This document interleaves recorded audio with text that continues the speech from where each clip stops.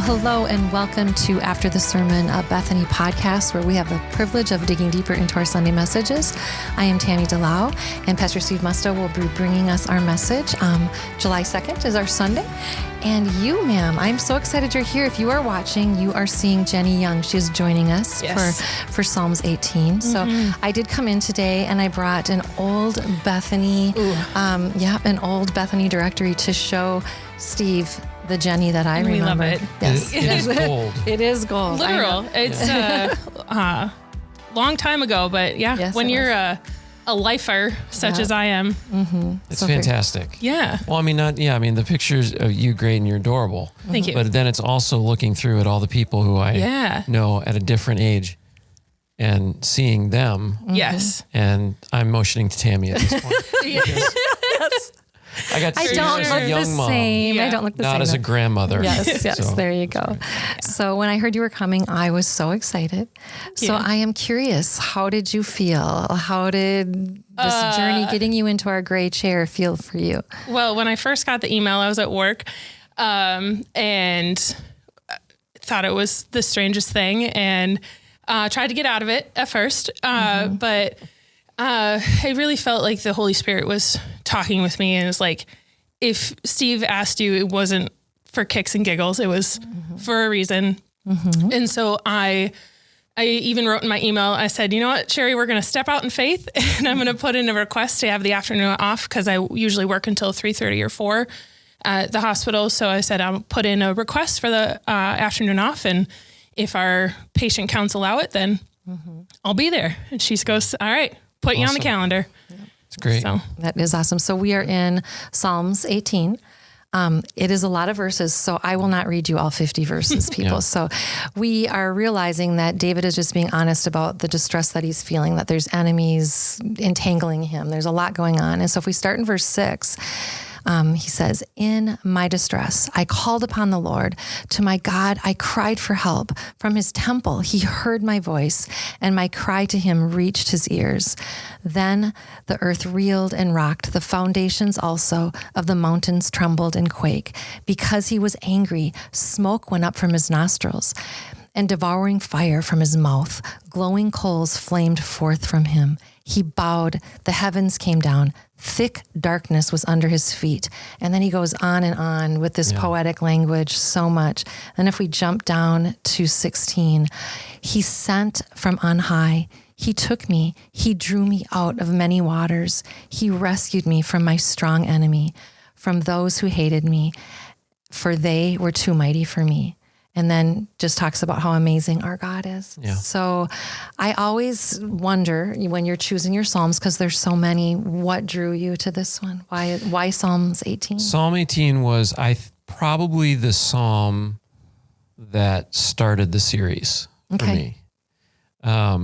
Because I found Psalm 18 when I was a teenager, and I'll tell that story a little bit more on Sunday, so I don't want to give it away, but I found it. I did one of those, just open your Bible. Okay. In a moment of desperation at 14, 15 years old.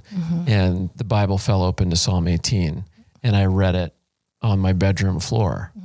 And what I read was a God who cared enough about this man to ride to his rescue. And when you're in a place where you want rescue, you remember the whole sub. The sub goes down to the Titanic, and everybody's praying about this and what's going to happen, how's it going to happen, how's it going to resolve.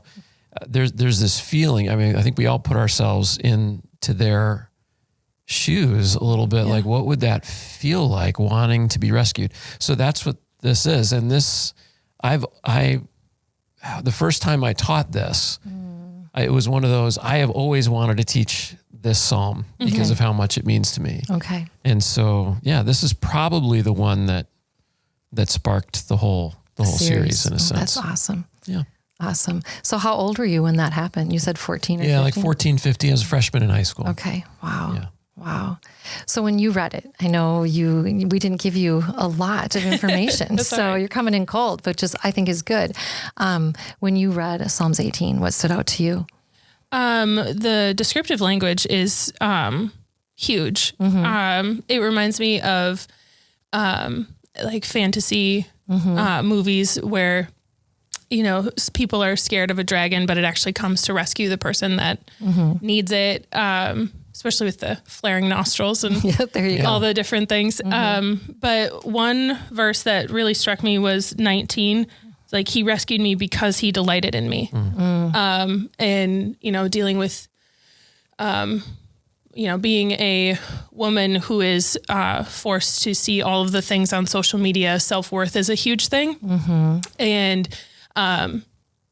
knowing that he delights in me. And even if he good, Jenny.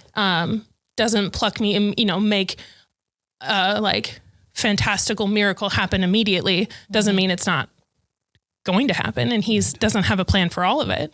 Yeah. The description of him mounting on the cherubim. So it's like he puts a foot on a bunch of cherubim, these powerful, mighty angels, and hitches them up like a team of horses, and flies and comes flying, and this dark, thick, black cloud descends, and out comes the maker of heaven and earth flying out of this dark cloud. And it's one of those, everybody who's holding a sword, who's fighting against David is like, and drops it and runs home. Right. Which I have to confess, when I was reading it, first of all, I didn't realize that we find this same song that David wrote. I think it's in 1 Samuel 22. And so I'm like, oh, that is just so, you know, so cool. So I have fun when I get to do my studying time. I realized I like the God who snatches you out of the water, and it feels like snuggly daddy God. A God with smoke coming from his nostrils feels a little scarier to me. Now I know this is poetry, and our God does not have nostrils with smoke coming out of them, but I could tell there are parts of God that feel a little more intimidating to me than other parts of God. So in literature, if we go back to, you know, freshman literature, it's anthropomorphism. It's where you put a character on God. When we do this with dogs, we say the dog is smiling. Well, the dog isn't really smiling, but we imprint this on, and we do this with other things in our world. And this is our way of accessing, trying to understand God. And this is how David envisions it. And part of it is a wish. Part of it is like, I want God to do this. This is what I would just love, is to see God do these things. But part of it is the idea that God is powerful, and he's trying to poetically explain the power and might and majesty of God.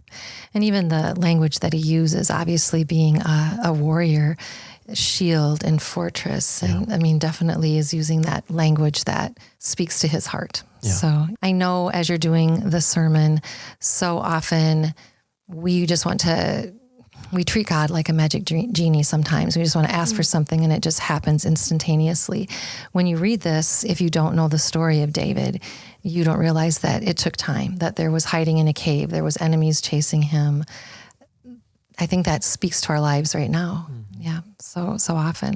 And so Jenny, I know as Steve told me that he really felt like God wanted you here. And because I've known you since this picture, I know that you have a story where you have cried out to the Lord, but he's not delivered you instantaneously. He's been faithful, and you see his faithfulness. I did not know any of this. He didn't know that. Which is, you know, such a cool thing. So cool. So do you mind sharing your story a little bit? Yeah, I will try to condense it as much, because it is, involves my entire life.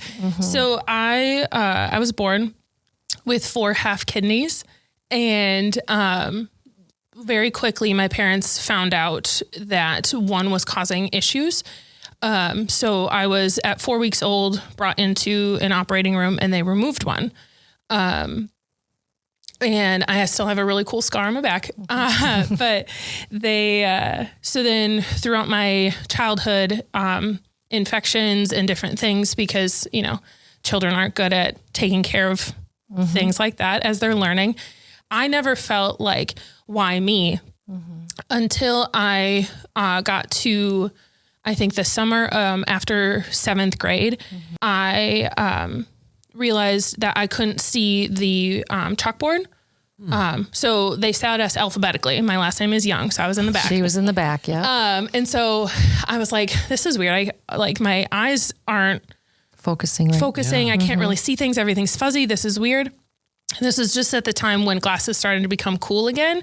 So I was like, Mom, this is so awesome. I'm going to get to wear glasses for real, not just go buy the fake ones from Claire's or whatever. Right. So she takes me into the eye doctor and he goes, yeah, your eyes are a little, they're, not perfect, but there's something else happening in the back of your eye that I want the next level. So the ophthalmologist, which is the next level eye doctor, he takes a look, does some tests and goes, yeah, you could get glasses or this, but there's something else. I'm going to refer you to the neurologist. So they think it's something with the eyes connecting to the brain. The neurologist, who flash forward, I ended up I worked with until he retired recently, which was cool. Wow. Okay. So was that Tom Edwards? No, I was seeing Dr. Edwards until he retired too, but there you go. He's an optometrist. So he was the one giving me my current eye prescription, but no, the neurologist, said, yeah, there's some swelling, MRI, lumbar puncture. Yeah. So lots of different tests. And I was like, I don't know what's going on, but and my parents are like, you trust your parents, and they're like, this is necessary. The doctors are saying this is necessary. And I was like, all right. And at this point, we're as a church all praying for you. Yeah. So, and everybody, I'm on the prayer list. They find out that there's some swelling in my optic nerves and a little bit in the brain, but nothing where it was like immediate cause for concern. But he wanted to do, at this time, didn't realize that the brain stuff is everything's connected. So we want to do a steroid treatment with an IV, so hospitalized for just a couple days, just to get all the swelling down and then reassess. And they wanted to do it in the hospital just for observation. Okay. So get me to the hospital, everything, intake, admit, whatever. And they get a blood pressure cuff on one arm, IV started on the other arm to get the treatment started. I error out a blood pressure machine. I'm 12 years old. I should, so they go get another machine, error it out. They cannot get a read on me. They finally do it manually. My blood pressure was something over 250 over 150. My blood pressure is higher than the graphs that you learn about in school for hypertension. So they're worried about stroking, heart attack, all the different things that a 12-year-old should never be looking at. So I get shipped up to ICU and spend the next rest of the week in a haze of medications. And because they're putting me on adult dose of medications and they're trying to get my blood pressure down as fast, but as safely as possible. I'm just sicker than a dog. I can't see. I can't, anytime I get up, I get dizzy and, I'm, puking all the time. Sorry. That's kind of gross, but, and then I stopped eating because I was like, if I don't want to bring up what I just took in, I'm not going to eat. So I'm losing weight like faster than anybody should. And they finally realize, and I don't even remember all the things that had happened because I'm in a state of my blood pressure is being taken every 2 minutes around the clock. And they're doing all sorts of tests. They finally realized that my kidneys are misfiring and telling my heart that they're not getting enough blood to filter. So my heart is working so hard that it's causing swelling in my brain. Whoa. So. Okay, wait, time out. Yeah. So you're 12? 12 or 13. What do you believe about God at 12-year-old Jenni? Where are you? Sweet Miss Martha, in the women's morning edition. She was a sweet lady that helped take care of the kids when all the moms were learning things on Tuesday mornings. And she helped lead us to Christ at a mere 4 years old. But then at 10 or 11, my aunt's church did this like Easter production every year in some form of the Easter story. And there was one that just like hit me with, like over the top of my head. And I was like, I haven't been doing what I say that I'm claiming that I should be doing. And so. And you were how old then again? probably 10 or 11, like right before this all went down. So when you're 12 and you're in the hospital and all this crazy stuff is happening, are you crying out to God at that point? Did you know enough? Were you walking with God enough that you were crying out to him? Yeah. I actually brought up to my mom. Now that I think about it, I brought up to my mom. I was like, you know, and I don't remember where I heard it, but I said, Mom, Joseph never asked why. When all the things happened to him, he never said, why did this happen to me? He just prayed about it. And our phrase while we were going through all of this was, this too shall pass. I know my parents were praying constantly. I could feel it, but I don't know if I remember like specifically praying all the time about it, but I remember, you know, talking with friends that were going to church, and my brother and sister, they weren't too old at that point, but So you had this experience. yeah. So then I got shipped out to UW-Madison because they didn't have the doctors here for pediatrics at the time that needed to do all the things. Yeah. They finally realized everything's connected. So I had to be on, and still am on medication for high blood pressure and kidney function.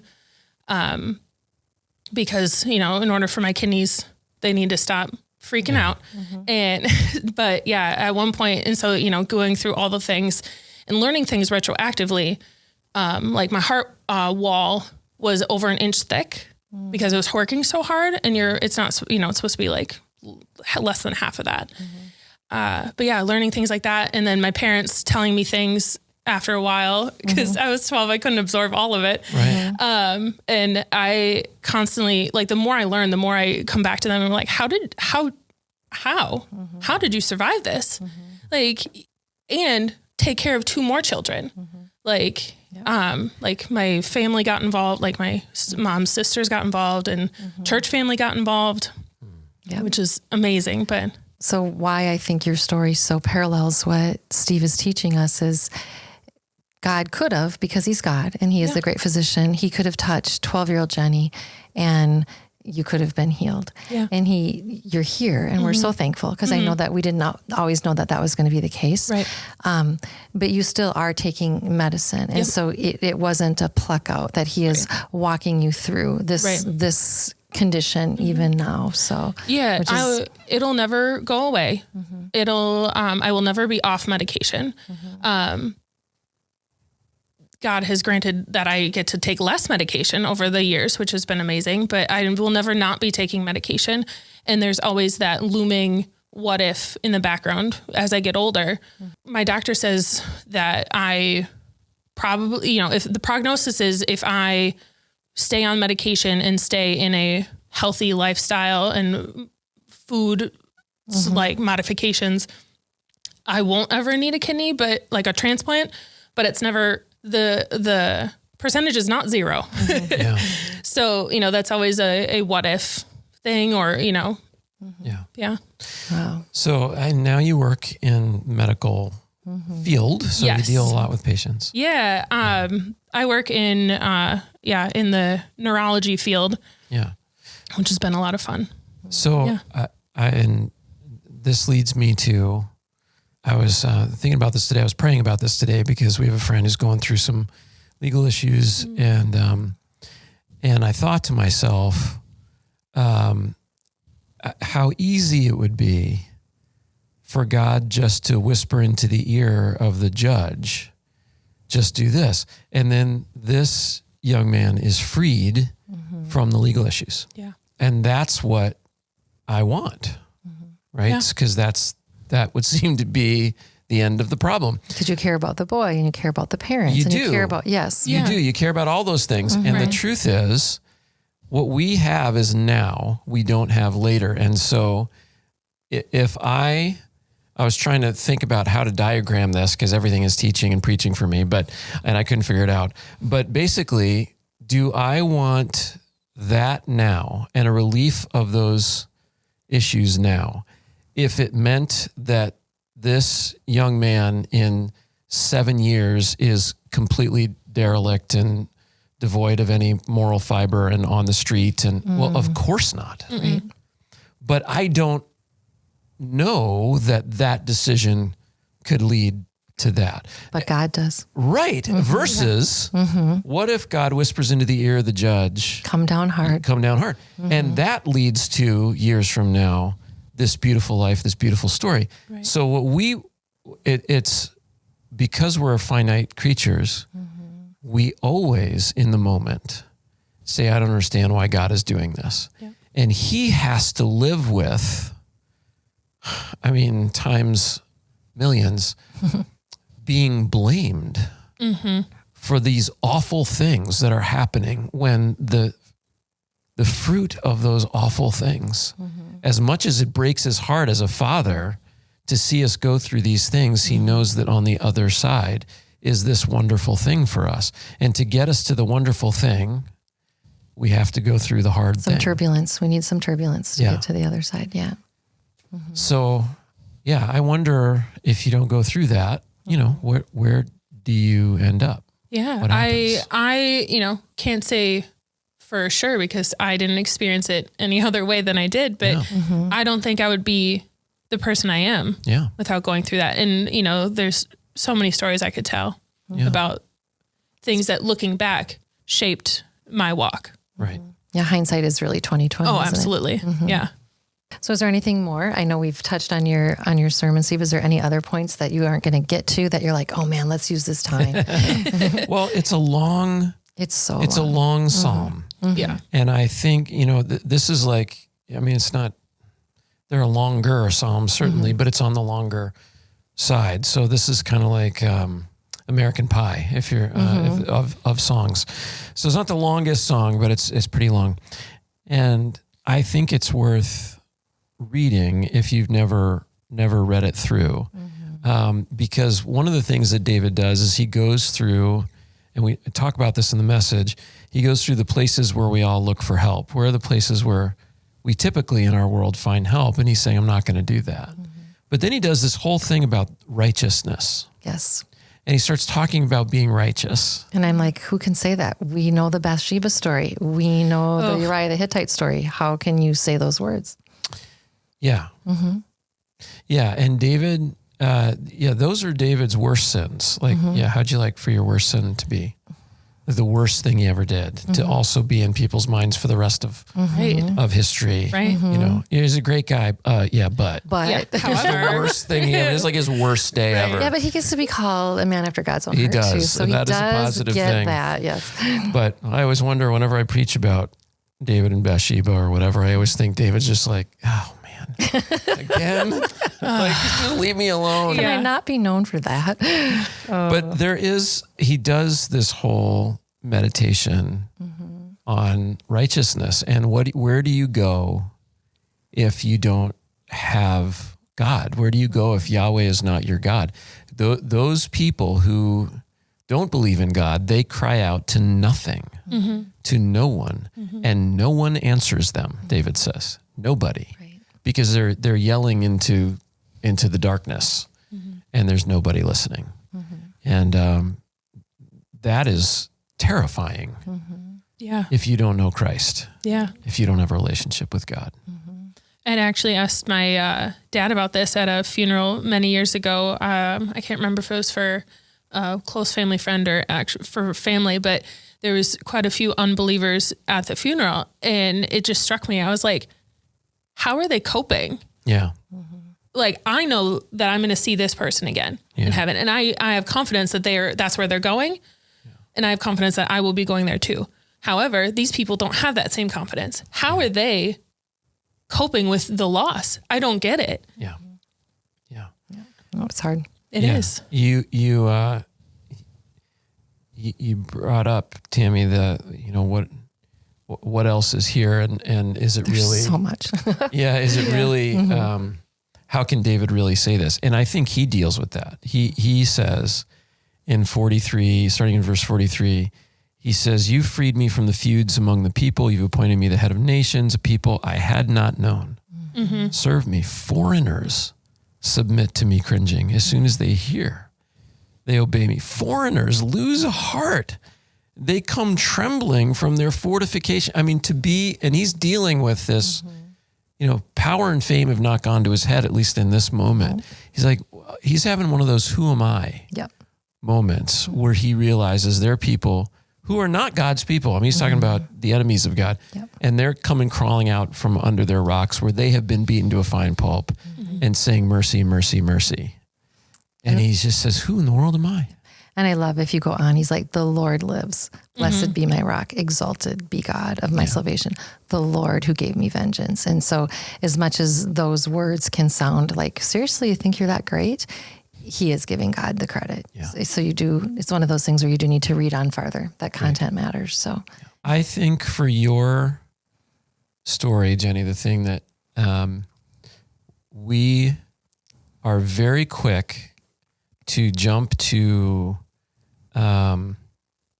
the specialist who did this. Well, the specialist came in from Sweden, and he was the only one in town, and then nobody else does this. And if we had not had that person, we would have died. There's all of those kinds of stories, and David has this similar look. This thing happened, and if these circumstances had not happened, none of this, I would not be where I am. But of course, it's about God. It's about God saying, you're going to be this sick. This is how sick you're going to be, and no more. And everything, your body obeys its maker. Your body says, okay, that's it. Here's my line, and this is where it stops. And because our maker has said, this is as far as we're allowed to go. And seeing that this is about God and keeping the focus on God, even as a young one, being able to know that you're loved and cared for by your Heavenly Father, and He sees you and He takes care of you. And it's kind of a cool thought. It's very cool. Yeah. So just like David knew that God was worthy of his praise and that he was a stronghold, 12-year-old Jenni knew that too, which is super cool. So it's awesome. Well, thank you so much for joining us. Absolutely. It was very fun having you. This was good. And I look forward to your message, Steve. I know it'll be great. So always is. And thank you for joining us. Have a great week. Bye-bye.